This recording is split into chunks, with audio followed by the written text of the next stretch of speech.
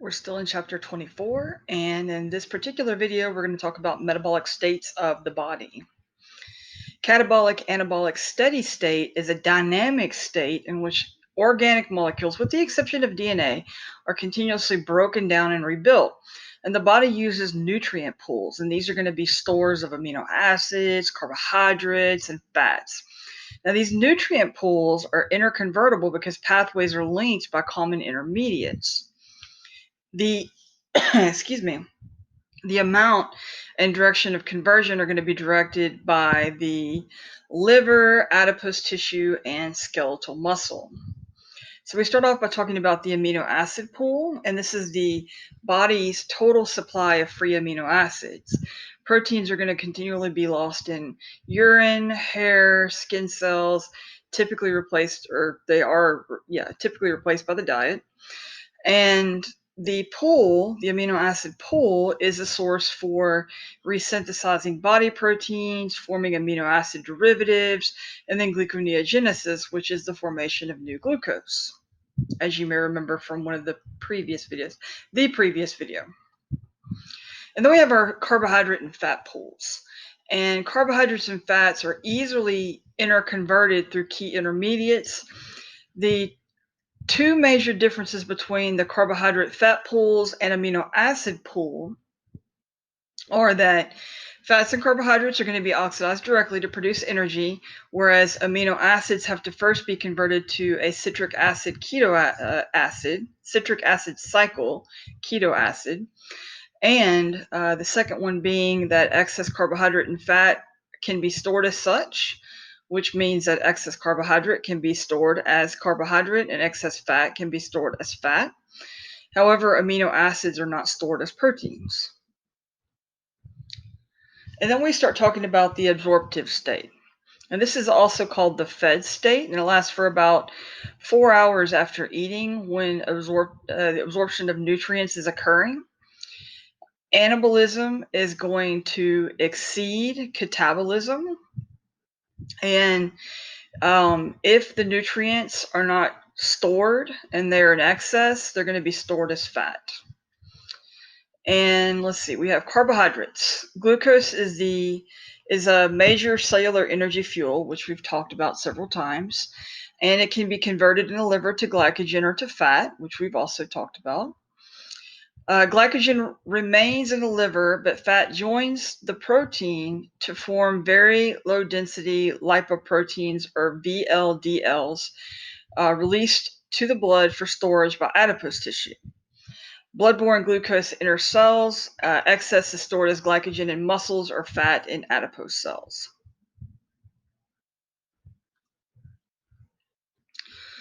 Triglycerides, chylomicrons from the lymph, will be hydrolyzed to fatty acids and glycerol before passing through the capillary wall.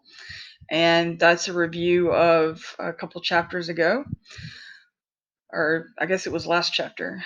Lipoprotein lipase is the enzyme that catalyzes the hydrolysis of lipids. And remember, hydrolysis is the breakdown. And this enzyme is going to be abundant in muscle and fat tissues. Triglycerides are used by adipose tissue, liver, and skeletal, liver and skeletal and cardiac muscle as a primary energy source. Let me say that again. Triglycerides are going to be used as a primary energy source by adipose tissue, liver, and skeletal and cardiac muscle. And then most glycerol and fatty acids are going to be converted back to triglycerides for storage. Amino acids. So some absorbed amino acids are deaminated in the liver to keto acids that can be used in the citric acid cycle. Excess amino acids can be stored as fat in the liver. Most amino acids are taken up by the cells and used for protein synthesis. So there is hormonal control of the absorptive state, and the hormone that is going to be controlling it primarily is going to be insulin. And if you remember from chapter 16, insulin secreted by the beta cells of the pancreas, and it's stimulated by elevated blood glucose levels and amino acid levels and intestinal GIP. and parasympathetic stimulation. When insulin binds to membrane receptors, it's going to facilitate the diffusion of glucose into muscle and adipose cells. The brain and liver take up glucose without insulin. Insulin is what's known as a hypoglycemic hormone that enhances glucose oxidation for energy, glycogen and triglyceride formation, active transport of amino acids into tissue cells, and protein synthesis. So all these things that it's doing is going to be decreasing the levels of glucose in the blood, which is why insulin is called a hypoglycemic hormone. By forming glycogen, it's taking glucose out of the blood, right? By oxidizing glucose, again, it's going to be decreasing the levels in the blood. And it also inhibits glucose release from the liver and gluconeogenesis, which makes sense because if insulin is trying to decrease blood glucose levels, it definitely doesn't want it released from the liver, and it doesn't want new glucose being made. Then we have the post-absorptive state, and this is also called the fasting state. And this is when the GI tract is empty and energy sources are supplied by the breakdown of the body's reserves. Catabolism of fat, glycogen, and protein is going to exceed anabolism. So this means that breakdown is going to exceed building. And the goal is to maintain blood glucose levels between meals by making glucose available to the blood and promoting the use of fats for energy. And we're going to talk more about glucose sparing later, but glucose sparing is going to save glucose for the organs that need it the most, such as the brain. We have sources of blood glucose. Glycogenolysis in the liver is going to be the first reserve that's used. And remember, glycogenolysis means the breakdown of glycogen. And when we break down glycogen, we're going to increase blood glucose.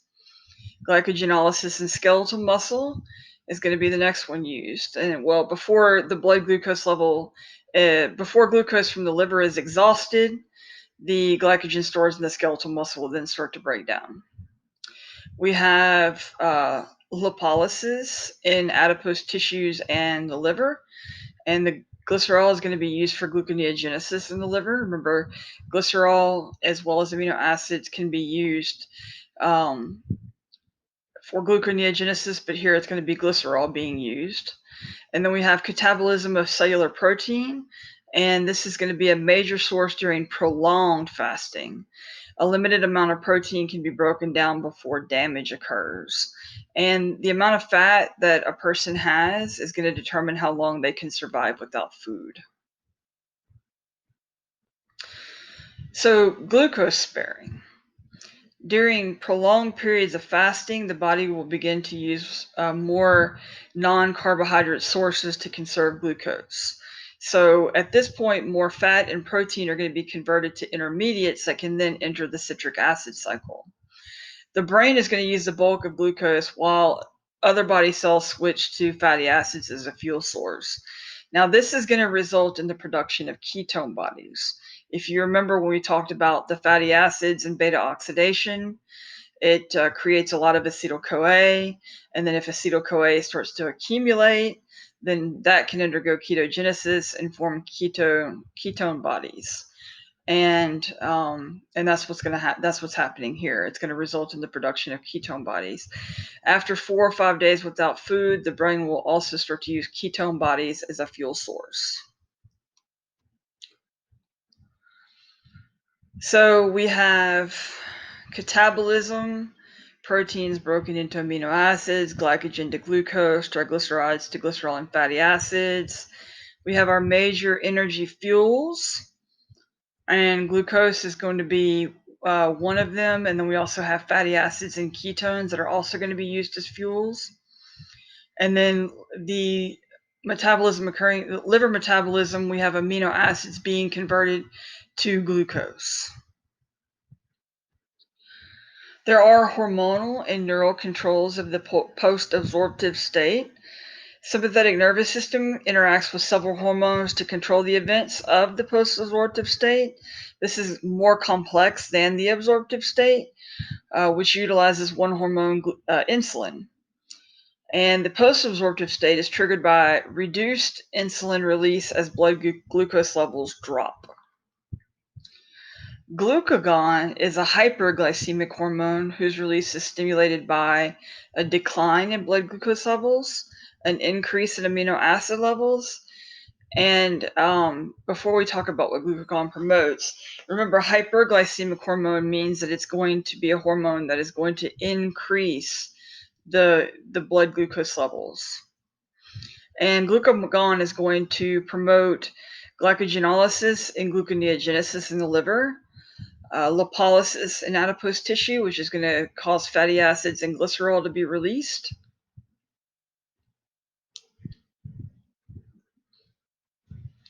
Then we have modulation of insulin effects after a high protein, low carbohydrate meal. So some people may actually be on a high protein, low carbohydrate meal, right? If you're doing a diet like Atkins, or even to a degree, if somebody's doing a keto diet. We have insulin responds to high amino acid blood levels. So remember when we talked about insulin back in chapter 16, we talked about it's released in response to high glucose levels in the blood and high amino acid levels in the blood. So insulin responds to these high amino acid levels in the blood. If a high protein meal is consumed, hypoglycemic conditions may result, which is not good for the brain.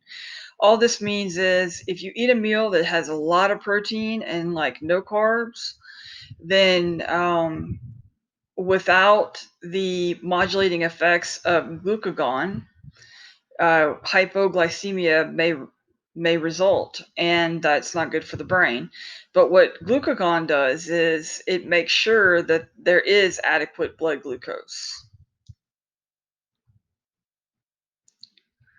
So we have a decrease in plasma glucose, and rising amino acid levels is going to stimulate the release of glucagon.